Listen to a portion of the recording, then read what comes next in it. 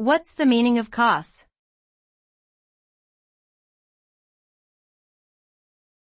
Cos.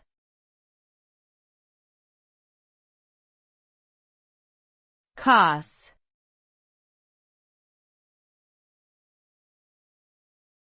Cos.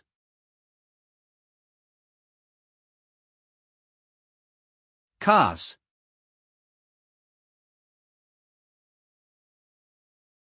Cos is a mathematical function that stands for cosine.